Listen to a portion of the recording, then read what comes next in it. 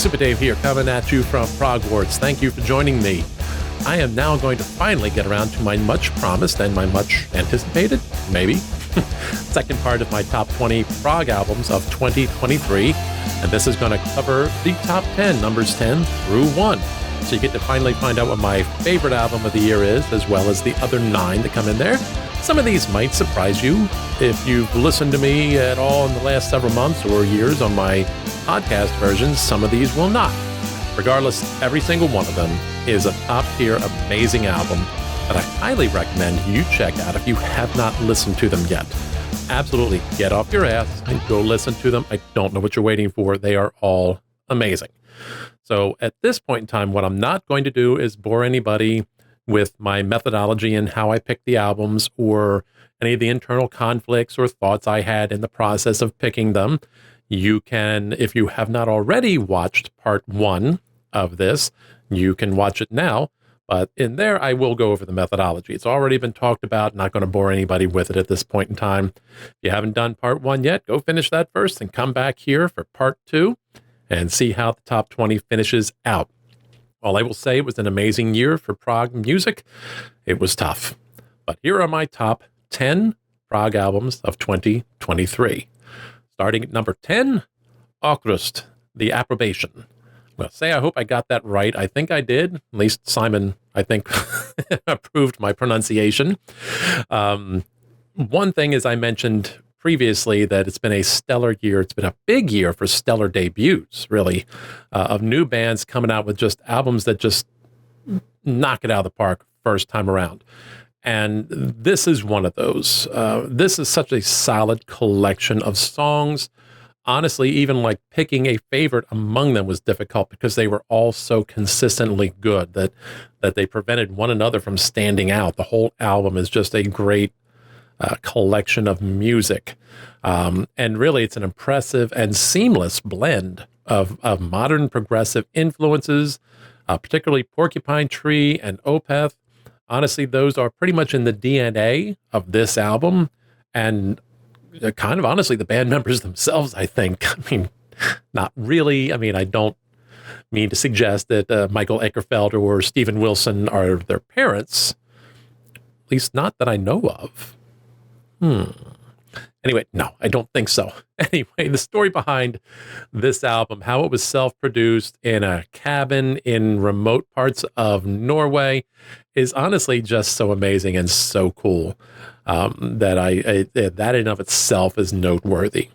But the album in and of itself, the music, bursts of atmospheric melancholy paired with crushing riffs and just memorable melodies and everything. It's just really was quite the surprise. It hit out of the blue, and for just coming out the gates for a young band, it's pretty amazing work. So number 10, August, The Approbation. Coming in at number 9, The Anchorette, It All Began With Loneliness.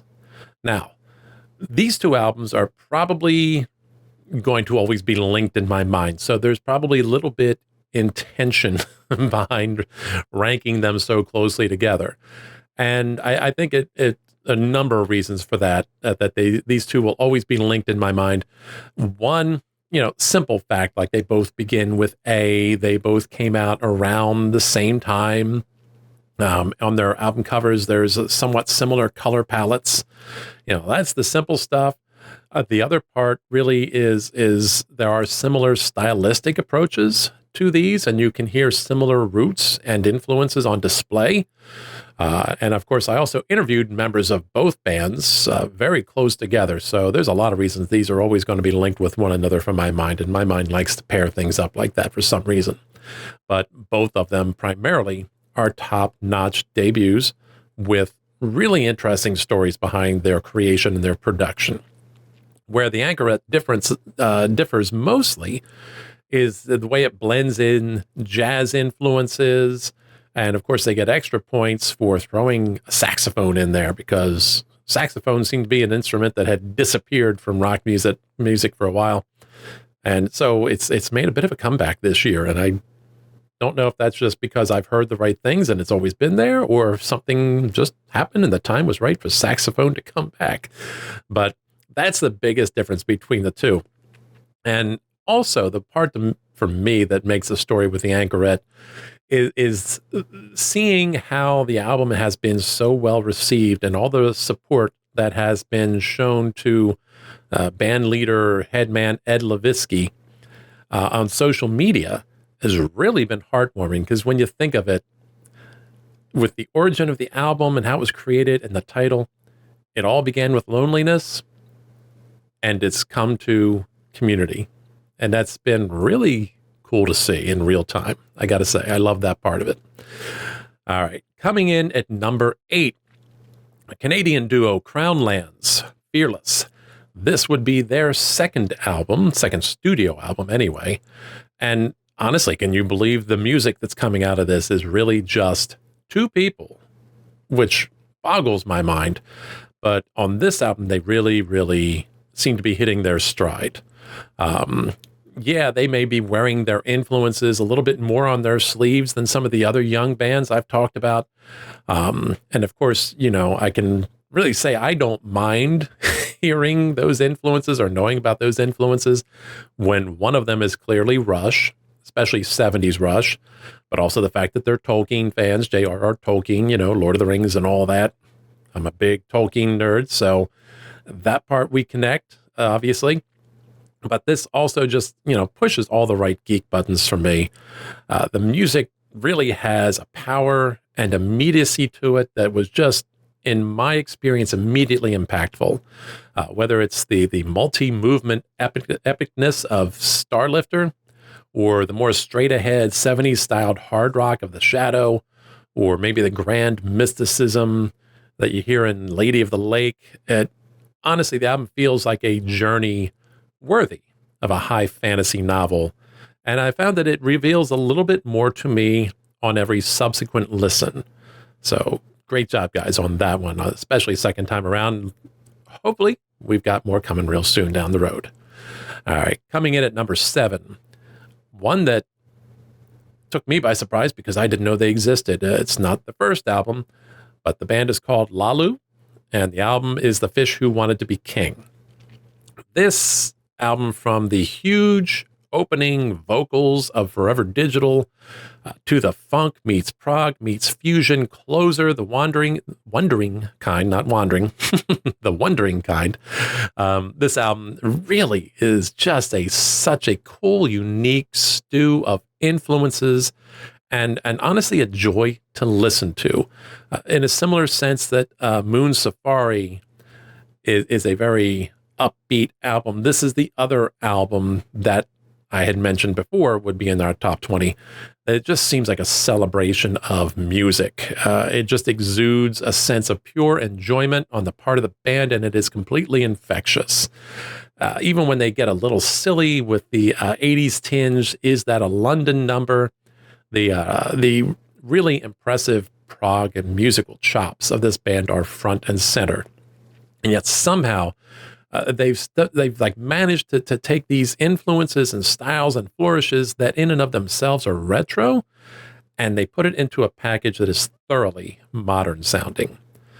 One of my favorite discoveries of the year, and honestly, it's ebullient was the word I used when I talked about Moon Safari. This one too, it just lifts my mood to hear it. They just seem to be having such a great time, and it just sounds so positive. All right, number 6. No Spoon, Opus. So here is the third of the stellar debuts I talked about that blasted into my top 10 and landed on a lot of year-end lists, top 20 or new groups and things like that. I've seen it, and I'm sure there are plenty more than just the ones that I've seen. This is also another album that fit in one of those running themes that went through my top 20, which is that it was a long time coming. 10 years, actually, it took them to produce this album. And honestly, I think the long gestation period really actually contributed to and benefited to this sounding like such a masterful, assured, and pristine piece of work. This is a conceptual album in the grand style, telling a story, a self-contained story filled with characters and a mystery, and even in the end, giving the listener a little bit of something to ponder in terms of life lessons. And it's just absolutely flabbergasting to me to think that this is their debut album. Granted, they worked on it for 10 years, so they've had a lot of time to think about this and put something together really solid. If anything, unlike the other two debuts where I hear more Opeth and Steven Wilson type music, this one I think very much has roots in Dream Theater and Haken and other prog metal influences similar to those. And at times, even there are flourishes and moments in the album that totally bring me to Dream Theater's own opus, Metropolis Part 2, Scenes from a Memory. And when you're getting compared to that, that's a hell of a place to be starting. Absolutely unadulterated musical chops, top-tier vocal performance by Phil Rich throughout, and catchy as it all is immediately, it gets even better on repeat listens. The biggest problem these guys are going to have, honestly, is following this one up. So good luck, guys. Just, do me a favor. Don't take another 10 years if you could. That'd be cool. All right. Coming in at number 5. This, of course, is one that's landing on a lot of year-end lists, and deservedly so. Peter Gabriel, I.O. So I'm going to be honest. In my life history, I have always been, I guess, what you would call more of a casual Peter Gabriel fan than a serious Peter Gabriel fan. I always liked his early stuff that I heard as singles, played on the radio and things like that, pre-So. And, of course, I do own a copy of So. That was the first, and to this date, only still, album of his I have purchased. I should get around to purchasing this one, but I've listened to it in the streaming. But So is the only thing I own an actual copy of. And honestly, by the time he got around to a lot of his post-So work, it didn't ring a bell for me at that time, so I didn't follow it closely, although I'm going back and kind of making up for that era. And I didn't ever see him live until for the first time this past September. So I've always admired and always enjoyed Peter Gabriel's work, both with Genesis and solo, and yet I never dug that deeply into him. So this album, though, I spent a bit of time with. This album is really, really solid in a lot of ways. Overall, in of itself, maybe not as purely impressive musically as I think it is with the combination of music and lyrics. I think in this case, having a lyric sheet in front of you is very much key to getting the full benefit and enjoyment of this album. And in many ways, I do honestly wonder if it was intended to be his swan song, his final album. I mean, if you think about it, given the man's age, there's no guarantee that we're going to get another album from him, whether it was intended or not. But the depth of introspection and reflection on display really enhances the music, and I think adds more impact to it, and vice versa when you've got the lyrics in front of you. It's alternately joyful and at times melancholy, maybe a bit bittersweet is a better word to describe it. He muses upon the meaning of life and interpersonal connectivity and his and our impacts on one another in this world that we live in this life we go through. And it's just the reflection that he is going through as he's writing about this stuff and singing about this stuff really strikes me as a man who's taking stock of his existence as his mortality is becoming ever more present in his mind. Repeat listenings absolutely are important in picking up all the layers that are going on here in this album. The production is pristine as well. But honestly, for me at least, there is no denying the immediacy of Road to Joy, which is one of my favorite songs, not just of the year, but of his career. Just a really, really great song to put in there, and in and of itself really makes the album a lot of fun. All right, coming in at number 4, Riverside, ID Entity, or Identity, however you like to pronounce it. I believe that Mario's Duda goes with the first, if I'm not mistaken, but I think it's kind of interchangeable from what I call.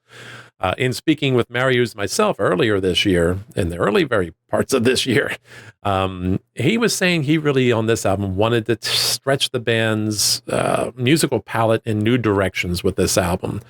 And really, I honestly think he achieved that goal in spades, and at the same time didn't lose the core of what Riverside is and what we've known of them over the years. This wasn't a departure, in the style of, say, from Drama to 90125 for Yes was.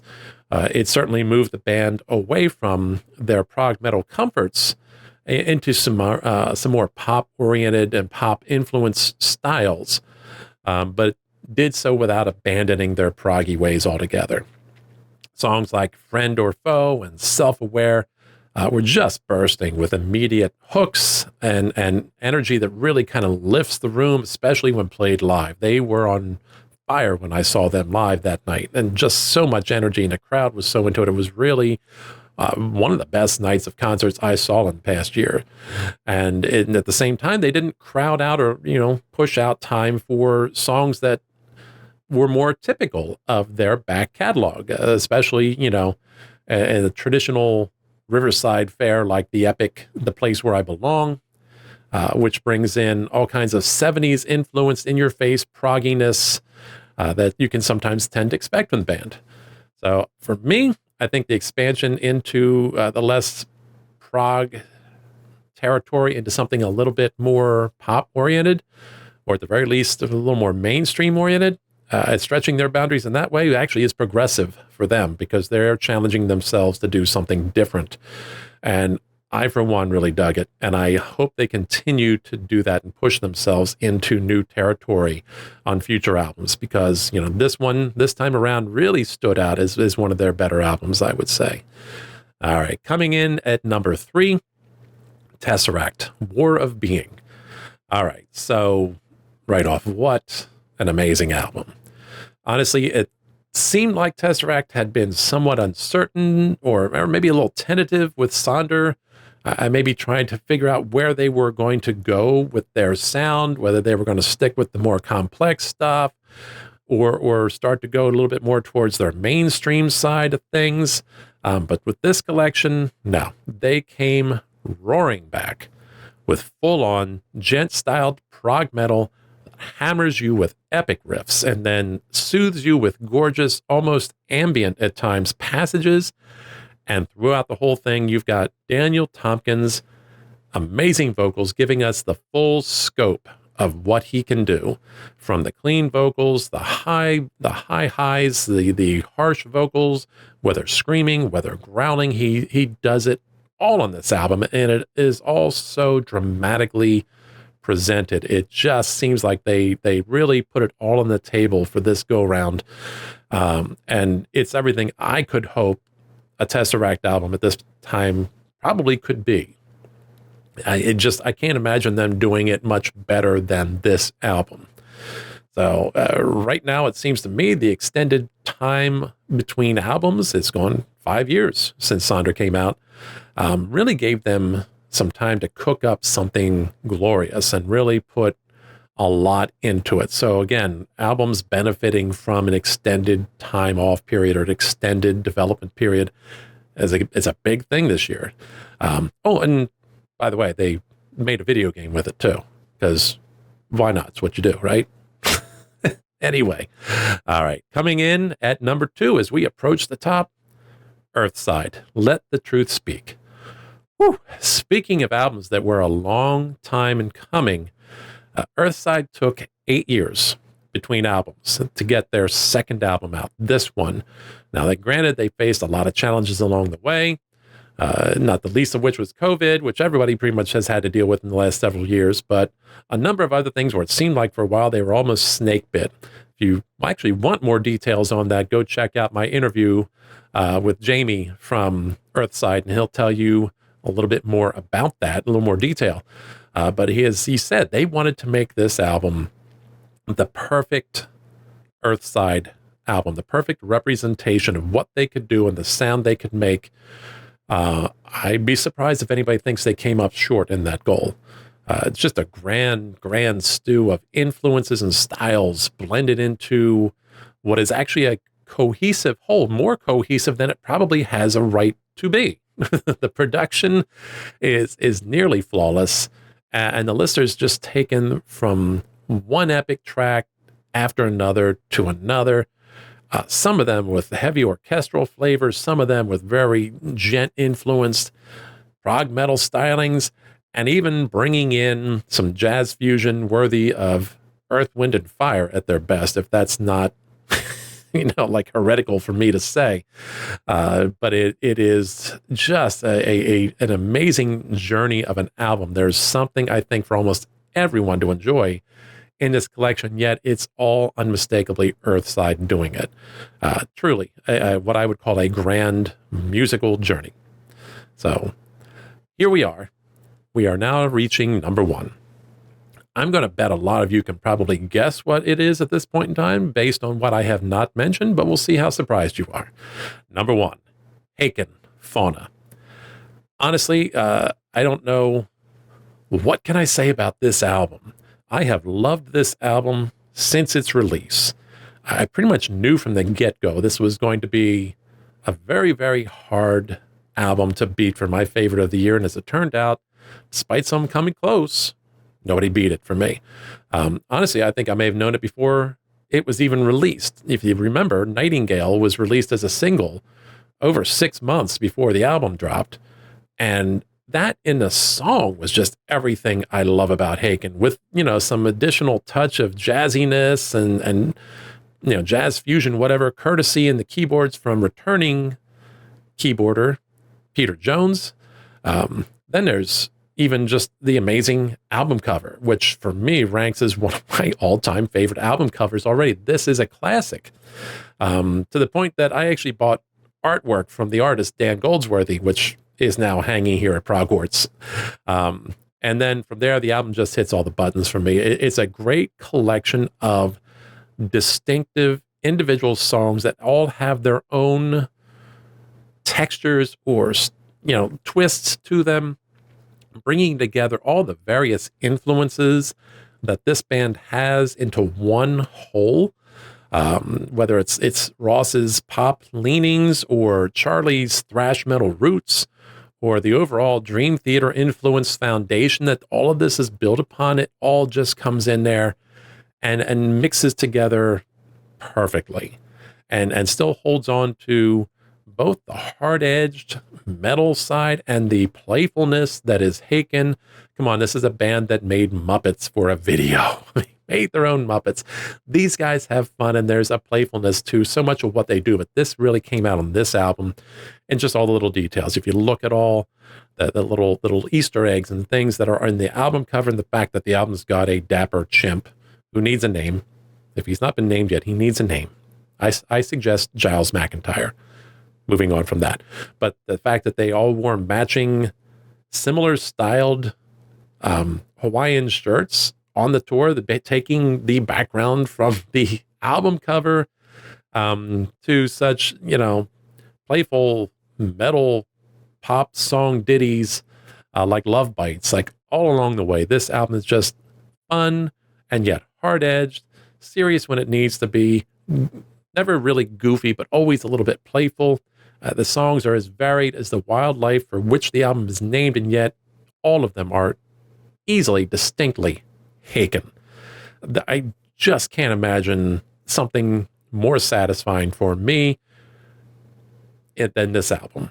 Like, this is going to be one of my top ones all time, to be perfectly honest. I've loved this album, and it's nothing I listened to more in the past year than that, and I am honestly completely and utterly jazzed to be able to see them play it live on this upcoming tour in the spring.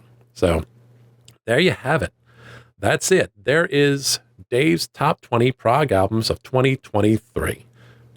What'd you think? Huh? Am I off base? Were there any egregious omissions for which I need to apologize, you think? Any egregious inclusions that you think should not have been on a top 20 list anywhere, let me know in the comments section. Obviously, that's what that's for. For my own part, yeah, I will admit I was a little bit surprised when I finished this up, and there were some seriously notable exclusions. And it's not that any of those albums that I listened to, and I listened to 40, 45 albums, it just repeating for this, they were all great. They were all great albums. This was not an easy thing to put together. And eventually I had to kind of suck it up and do it. But, I couldn't include everyone, and that's how it is. But there are plenty of other amazing albums released this past year from bands like Pattern Seeking Animals, Mysteries, Neil Morse, The Flower Kings, Periphery, and a very notable one that I know has been dropping onto a lot of these lists this year, Sleep Token. I have my reasons for all of those, and it's not that I dislike any of them. They are all great and wonderful albums, and there are probably times I'm going to second guess myself even after this is done, thinking about what I did and didn't put on. Well, we'll see what happens. Some of them will be showing up on my Song of the Year video. Yep, we're going to have one of those as well. So brace yourselves. That'll come out very, very soon. But what all this tells me is that this has been a very stellar year for progressive rock and metal. This has been a great, great year with so much to listen to the point that you just can't keep up with it all. Even when you've got your ear to the ground, like myself, and like a lot of other guys, you can't keep up with all of it. And to have an embarrassment of riches, to be able to have more than you can keep up with, I think that's a good thing. I think that is a very good thing, and it bodes well for 2024. So as always, thank you very much for watching. I appreciate your time here. If you'd be so kind, please do the thing with the like and the subscribe and hit the bell if you want to be notified when I put out new stuff. That would be great. Social links are in the description below, as well as is the link for my Live 365 channel, The Expanse, featuring all the progressive rock and progressive metal you can possibly handle 24/7. Check it out. You might dig it. As always, don't be afraid to deviate from the norm. Keep it proggy. This is Super Dave, signing off.